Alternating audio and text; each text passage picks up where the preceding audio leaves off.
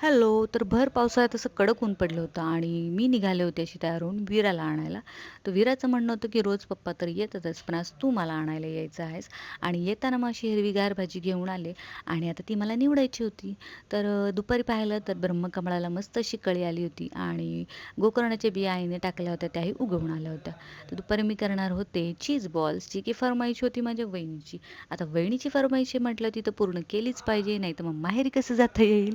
जग सपाट. So stuffing बनवून घेतलं. स्टफिंगसाठी उकडलेला बटाटा घेतला आणि कॉर्नसुद्धा बारीक करून त्यामध्ये टाकले. मीठ टाकलं, चिली फ्लेक्स, ऑरिगॅनो टाकलं आणि ते मस्तपैकी एकत्र करून घेतलं. एका साईडला असे चीजचे छोटे-छोटे क्यूब्स बनवून घेतले. तुम्ही बघू शकता.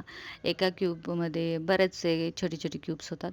साईडला बाउलमध्ये अशी स्लरी बनवून घेतली. त्यासाठी मैदा, कॉर्नफ्लॉवर आणि पाणी वापरलं. त्यानंतर असं स्टफिंगचं मटेरियल घेतलं आणि मध्ये प्रेस करून त्यामध्ये एक-एक क्यूब टाकला आणि तसे छोटे-छोटे असे बॉल्स बनवून घेतले आणि हे बॉल्स मग नंतरने आपण केलेल्या स्लरीमध्ये डीप डाऊन करायचे आणि त्याचं कोटिंग तयार करून घ्यायचं आणि मग हे टाकायचे आपला ब्रेड क्रम्समध्ये आणि तेही घोळून घ्यायचे आणि हलक्या हाताने फिरून असे छोटे-छोटे तयार करून घ्यायचे. कडक तेलामध्ये टाकायचे आणि अगदी गोल्डन ब्राउन होईपर्यंत तळून घ्यायचे. तळून काढल्यानंतर पाहायचे तर मस्त असं चीज मेल्ट झालेलं असतं. आहा! आमचे मास्टर शेफ तर सगळे होतेच, पण एका मास्टर शेफला एवढा जोरात चटका बसला, मला तर खूप हसायला आलं.